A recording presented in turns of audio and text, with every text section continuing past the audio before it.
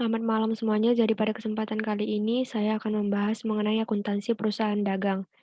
Nah, akuntansi perusahaan dagang kan dimulai dari jurnal khusus. Jurnal khusus dibagi menjadi 5 bagian. Yang pertama jurnal pembelian, pengeluaran kas, penjualan, penerimaan kas, dan juga jurnal umum. Pada jurnal pembelian,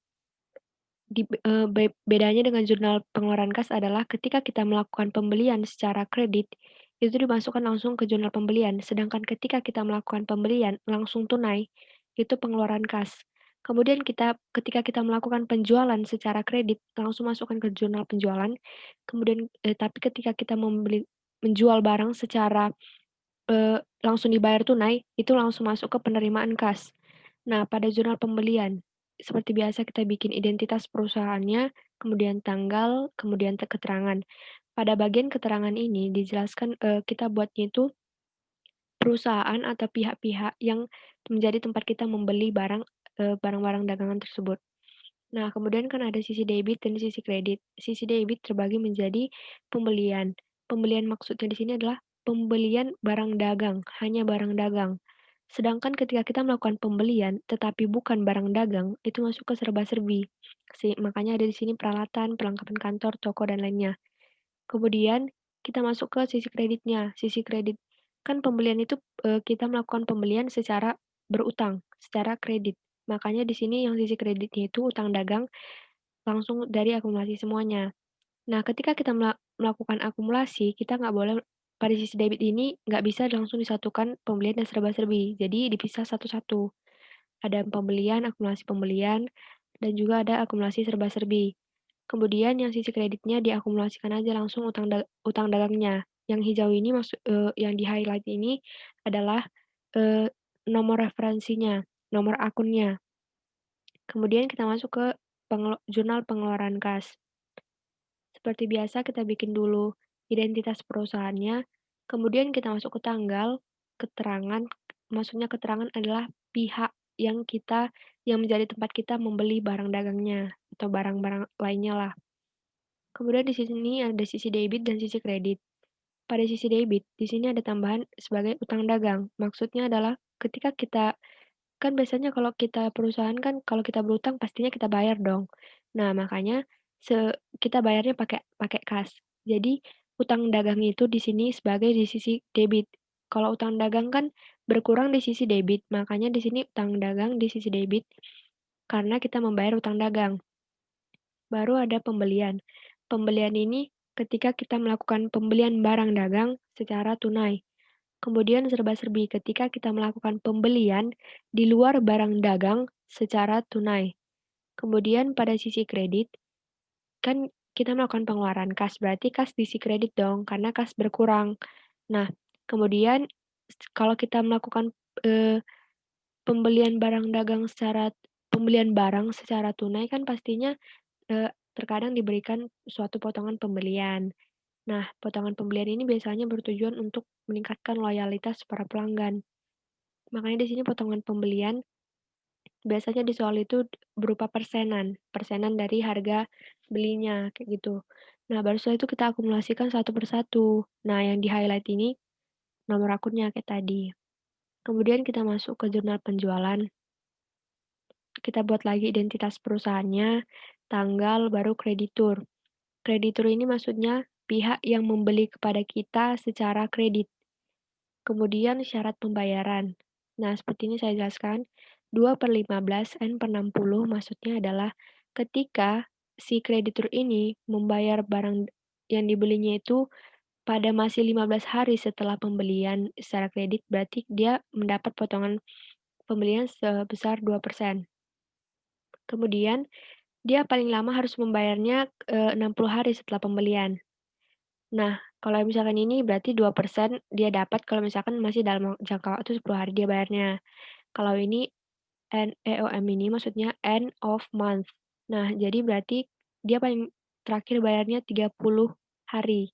Eh, bukan, bukan 30 hari, tetapi akhir bulan. Nah, akhir bulan dia itu harus udah bayar utang-utangnya. Kemudian di sini digabung sisi debit sama kredit karena kan jumlahnya sama. Nah, kalau misalkan kita melakukan penjualan secara kredit kan pasti piutang dagang kita bertambah. Kemudian piutang dagang kita bertambah di sisi debit, penjualan kita bertambah di sisi kredit. Nah, seperti itu. Makanya di sini nggak apa-apa disatukan karena langsung akumulasinya, eee, angkanya sama, nominalnya sama. Yang di-highlight lagi ini adalah nomor akunnya, 122 untuk 102 untuk piutang dagang, kemudian 411 untuk penjualan. Kemudian, jurnal penerimaan kas. Jurnal penerimaan kas ini kita bikin lagi identitas perusahaan, kemudian keterangannya maksudnya ini uraian itu adalah pihak yang membeli barang kita secara tunai. Nah, di sini kan ada sisi debit sama sisi kreditnya. Nah, kalau di sisi debit kan penerimaan kas, berarti kas kita itu bertambah, kas bertambah di sisi debit. Makanya di sini di sisi debit. Kemudian potongan penjualan. Potongan penjualan kan bertambah di sisi debit juga. Nah, kemudian yang sisi kredit ini ada piutang dagang sama penjualan. Maksudnya kenapa piutang dagang sisi kredit? Kan kalau misalkan orang membayar utangnya sama kita, berarti piutang dagang kita itu berkurang. Sedangkan kalau misalkan yang penjualan sisi kredit, memang kalau misalkan kita melakukan penjualan barang secara tunai, berarti kan kas pada penjualan, makanya penjualan itu di sisi kredit. Itulah, yang untuk jurnal penerimaan kas. Nah, kas ini nomor akunnya satu-satu, ini gitu. Diakumulasikan satu-satu juga, nggak langsung sekaligus semua. Nah, kemudian kita masuk ke jurnal umum. Kalau jurnal umum kita buat lagi identitas perusahaannya, kemudian tanggal, dan juga perkiraan. Sama aja sebenarnya keterangan. Nah, di jurnal umum ini yang biasanya masuk ke jurnal umum adalah retur. Retur, kemudian ada, eee beban perlengkapan. Nah, seperti itu. Maksud dari retur adalah gini, retur penjualan berarti gini ya, aku itu perusahaan A, kamu itu perusahaan B. Ketika aku menjual barang dagang ke perusahaan B, ke kamu. Nah, ketika aku menjual barang dagang ke kamu, kemudian kamu mengembalikan barangnya itu kepadaku. Jadi itu disebut dengan dari pihakku disebut dengan retur penjualan. Karena ketika aku menjual barang dagang sama orang, barang dagangku itu ternyata dikembalikan sama aku. Nah, biasanya dikembalikan itu karena ada barang itu yang tidak sesuai sama keinginan si pembeli. Kemudian kalau retur pembelian, berarti ketika aku membeli barang dagang dari kau, ba barang dagangnya itu kukembalikan karena mungkin rusak atau tidak sesuai keinginanku. Nah, itu sama aja dengan retur pembelian. Nah, kalau kita melakukan retur penjualan, kita jual barang dagang ternyata dikembalikan, pastinya kan piutang dagang kita berkurang, karena kan yang seharusnya dia itu bakal bayar, totalnya segini, justru dikembalikan barangnya, pasti kita juga harus mengurangi piutang dagangnya, seperti itu. Itu kalau misalkan dia belinya secara kredit. Kalau misalkan dia belinya secara kas kian, berarti kas kita dong yang berkurang karena dia mengembalikan barangnya, kita ngembalikan uang dia, gitu. Nah, kemudian setelah kita membuat 5 jurnal khusus tadi bagiannya, kita membuat rekap jurnal khusus. Tujuan pembuatan rekap jurnal khusus ini untuk memudahkan kita membuat buku besarnya nanti. Nah, rekap jurnal khusus ini langsung aja kita buat yang pembelian. Nah, dari sisi yang dari pembelian ini. Nah, langsung aja kita buat akun-akunnya apa saja. Karena kan tadi kita udah membuat di sini, udah kita highlight tuh, apa saja nomor akunnya. Jadi udah mudah. Nah, ini, jadi kita buat aja langsung pembelian, peralatan, pokoknya semua akun yang ada di pembelian. Baru kita bikin juga yang, nominalnya di sisi debit, nominal sisi kredit, dan juga nomor akunnya. Kita akumulasikan, harus balance antara debit dan kredit. Sama seperti pengeluaran kas, harus balance juga. Dan juga ini nama-nama akunnya jangan sampai terlewatkan. Kita harus akuntansi ini harus teliti dan rinci, tepat juga.